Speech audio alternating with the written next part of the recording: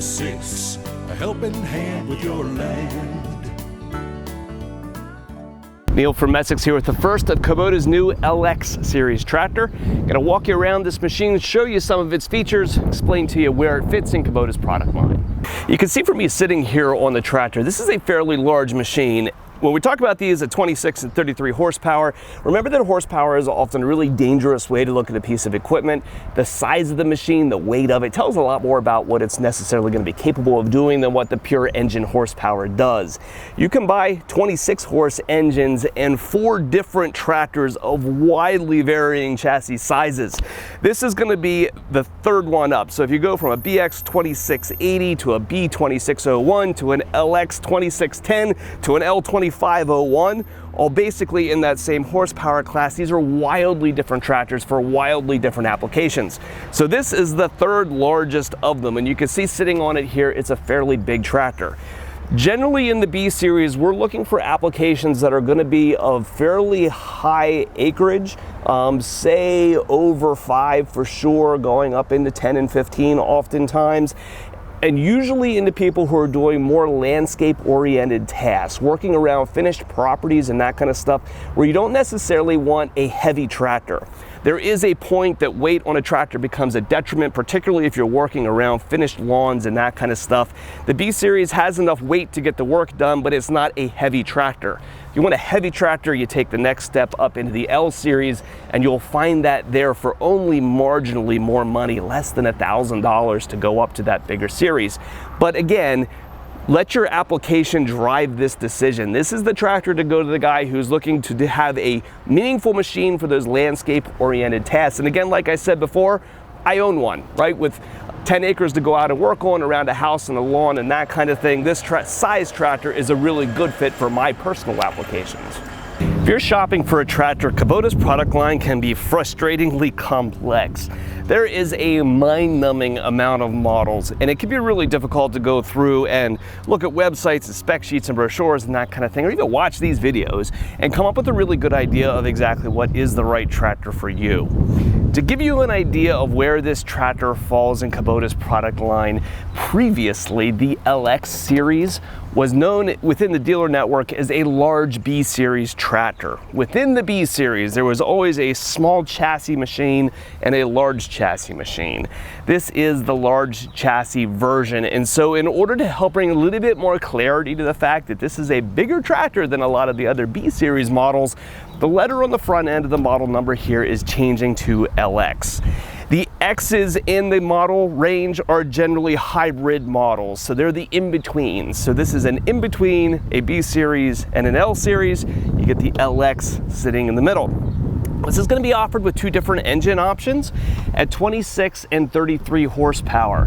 Now, if you've looked at engine emissions requirements when you cross over that magic 26 horsepower number, a whole new set of emissions regulations comes into that. So this bigger machine here is going to come along with a common rail diesel engine.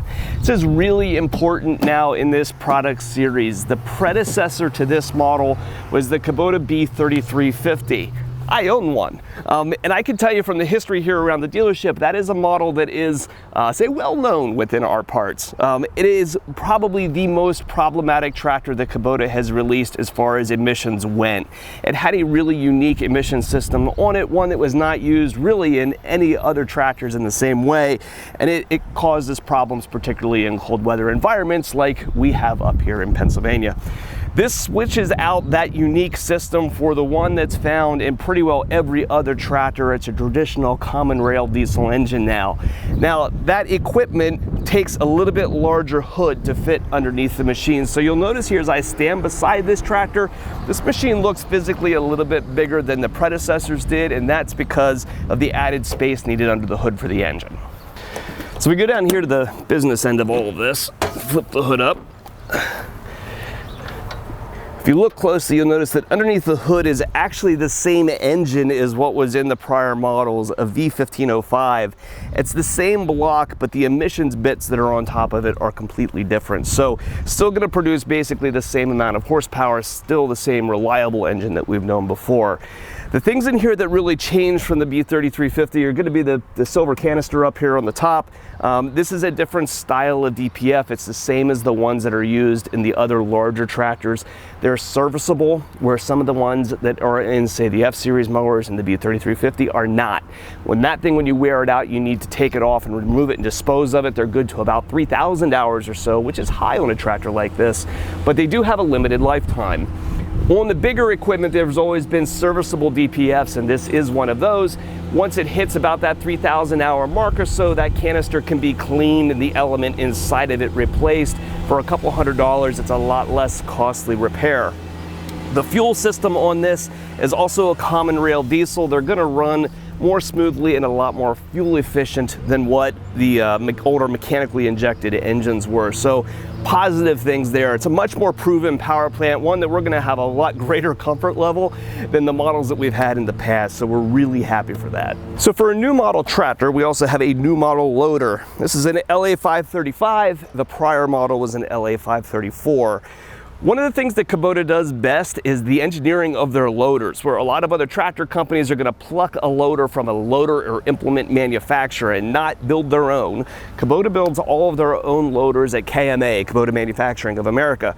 They do a really good job of two things. First is the multifunction control. Anybody that runs tractors will tell you, for whatever reason, multiple functions like lift and curling of your buckets as you go up and down are a lot easier on Kubota models than they are on a lot of other lesser tractors. The other thing that they do too is give us a lot of optional added functionality that just may not always be part of your standard loader package, right? So on the BX and small B series tractors now, for several years, we've had a function called Swift Attach, where you have two latches on the back side of your loader to lift the latches to release the loader from the tractor rather than having to work out pins.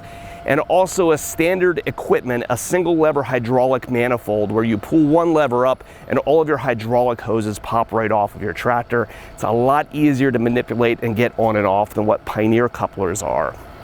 On this loader, the LA535, those are now an optional add-on. So while it's standard equipment on the smaller machines, when you get to this size tractor, it does become an optional kit. These things start to get a little bit more costly, particularly that single lever manifold when you get to a loader of this size. So those cool features that the guys in the BX and the B series tractors have really come to like now become an option up on this machine as well. I do not have that kit installed on this tractor yet. This thing just arrived. Those kits are probably about another 4 to 6 weeks out. I'll do a follow-up video on exactly how those work once they arrive. So if you're watching this video a year from now, the doodly dad up here somewhere, we'll put a link or something that takes you back to that other video to go check out that new feature. In Kubota's product line, there's certain models that are positioned as Deluxe machines and some models that are positioned as economy machines.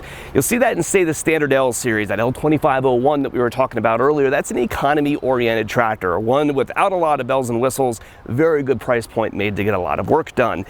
The LX has both. There is both a deluxe version of this machine and an economy version of it. Standing here beside this one, this is the deluxe version. So you're gonna notice a very, very comfortable seat, one that can recline and has armrests on it, a tilt steering wheel that you can push a pedal down here in the middle and have the steering wheel up when you're getting on and off the machine and down when you want a comfortable position in order to operate it. Tractor's also gonna come through with a mid-mount PTO. So if you go into that application where you need, say, a mid-mount mower or front-mount snowblower, you have that additional gearing to drive that power out towards the front of the machine. But this is not the only variant of this tractor. This is an LX2610 SU. The SU characters on the end of that model number have some special designation when you're looking across Kubota's complete range of seemingly a billion different tractors. SU will stand for special utility. Those are going to generally be machines that are targeted towards that more economy class. So this is not a complete product series of economy tractors, but some very specific models laid out in order to have some of that cost savings. The cost savings on the SU model comes from a couple of different places. You'll notice the seat here beside me. The seat is still good and plush, it's still comfortable, but it lacks the armrests and the reclining and stuff that the Deluxe model has. It also doesn't have a tilt steering wheel on it. This one is going to be fixed in place. I mentioned that mid-PTO before. This one doesn't have it. It doesn't have that shaft underneath the tractor to drive that power out the front. All of these things come out with some cost savings, so you've got not quite $1,000 difference between the Deluxe model and the economy-oriented model. The economy model, though, does have one thing the Deluxe one does not, and that's bigger tires, interestingly enough. If you look at the set of tires, you even see me standing beside this machine, it stands a little bit taller than the other ones do, and that's because without the ability to put that mid-mount mower underneath the machine, you can now accommodate a bigger tire on the rear end of the tractor. So these are going to stand a little bit taller and a little bit wider as well than what the more premium version of this tractor does. The SU models have been largely, among Kubota dealers, I would say for us especially, we don't put a whole lot of attention on them. We tend to see guys going up to the more deluxe versions. But this model is important for one particular reason competitively. John Deere does a pretty good job with marketing their 3E series tractor. What that 3E is essentially one of our B series machines with an oddly large set of tires on it. It's not very much physical tractor. When we go and we compare it generally to a standard L series machine in Kubota's line, it's bringing a gun to a knife fight. We are more tractor all around, more ranges in the transmission, more capable, heavier, front to back at basically the same price point. This is a lot more of a direct competitor to that 3E series tractor, so it's going to be cheaper than a Kubota standard L is, but going to spec out a lot more toe-to-toe with that 3E series machine, feature to feature as well. When we get into the world of these price point or more economy tractors, you always have to take a close eye to the things that you're kind of giving up in order to get those price points down. Generally, the way Kubota tends to work is to de-spec Deluxe tractors, and I always kind of take a step back and then look at them a second time and say, you know, if I sell one of these things to somebody who's 6 months down the road is, you know, regretting they didn't have a particular feature, what does it take to respec that machine again and to put some of those things back on? So you'll notice here on the seat, there's holes on the back of it that if you wanted to install armrests, they very easily can go on with a kit. If you wanted to replace the entire seat altogether, the one from the Deluxe model can be bolted over here. The 3-point hitch linkage is the good Deluxe 3-point hitch linkage. That's stuff that you got your hands on. That tends to be the stuff that they don't cheap out on, so that's already there. Tilt steering, I probably would look at and say you're not going to do. Cruise control down here on the bottom, I'm sure can be added as an optional kit. And importantly, even on this standard tractor, Kubota continues to use a removable loader, which not all companies do. Sometimes in these standard machines, you're going to find loaders that are bolted onto the tractor and physically can't come off.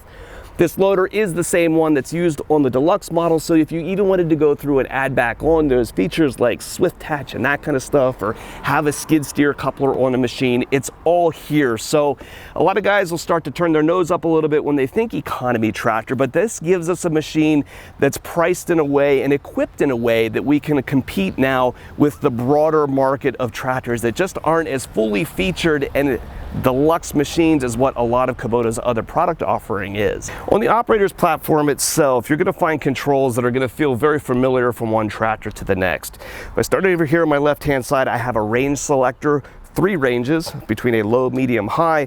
I have this size tractor. Again, I spend a lot of time operating in the medium range. I tend to say loader, mower, highway for the way those usually get used.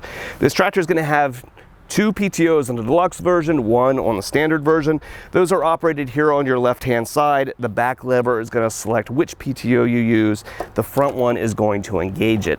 These are PTOs that are turned on without a clutch. You'll notice the machine has no clutch on it at all. When you want to turn this on, you simply move the lever forward and it uses hydraulic pressure and power in order to engage that PTO.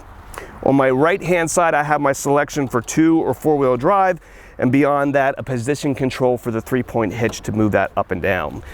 Being that this is a modern, newer tractor, my loader control is out here to the right of my arm, and I have an armrest here in my seat that I can rest my elbow on and reach out to my loader stick in order to operate my loader. This loader is going to come through with float features and stuff on it, and speed dumps and lift and curl circuits, so it has all the positions that a modern loader valve has. Not all tractors are set up that way. Up on the dash of the machine, you have 4 different buttons. 3 of them here are these orange squares. 2 are related to the tractor's emission system. So one of them is a parked regen, something you generally should never have to do.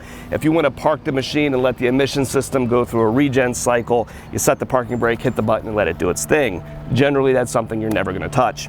Another button you should generally never touch is the emissions inhibit button. That tells the tractor not to go into a regen cycle, generally something you're only ever going to use if you're headed to park the machine and it wants to go into a regen, or if you're in some kind of combustible environment. Again, both of these are things that 90% of operators are probably never going to touch. One new button that's on here that we haven't seen on a lot of small tractors in the past is a parked PTO button. It's a P here with a little gear. Generally in most machines, when you want to run the power takeoffs, you need to be sitting on the tractor so that there's a safety switch down there that doesn't allow you to turn on the PTO if the operator's not sitting up here on the seat. Pushing that button will allow you to do that. So if you want to run things like a wood chipper and a generator, generally what you would have done in most other models in the past is taken the seat and flip the seat forward, and when you did that, it would hit a little safety switch down under the seat that would allow that PTO to run. That works most of the time. It does limit your options for seats a little bit because that switch has to contact the seat properly, and it also causes a problem with many of the backhoes that we use. Modern backhoes now are using the same operator's platform seat up here and swiveling it. It helps keep the backhoe a lot tighter to the tractor than having a second seat hanging off the back of the machine. That all is fine and dandy, but it messes up that seat switch that's set down there for the PTO. So this tractor is going to have a button now, and so in all cases, even if you decide to put a backhoe on the back of the machine, you're not going to mess up that parked PTO feature that became problematic on old models. Lastly, we have the unlabeled mystery button up here on the dash. That one allows the little LCD display here to toggle between engine hours and PTO RPMs.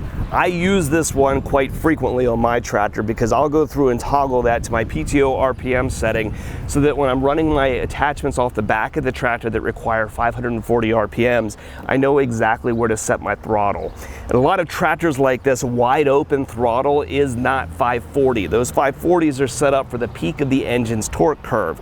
So you can know exactly where that's at and the optimum speed to run your engine by using that little button there to toggle between the different displays. So that's a rundown on the Kubota LX series. In total, you have 6 different models in this family: an SU version, a cab version, this standard open station deluxe version, and 33 or 26 horsepower variants. So if you're looking for one of these machines, you're shopping for a piece of equipment, check out the rest of our YouTube channel. These machines share a lot in common with the 2650 and 3350 series tractors, one of which I own and is used in a whole slew of different videos. So check out our channel, subscribe to it if you're trying to learn about these machines and with one's right for you, and if you own one, what it's capable of doing.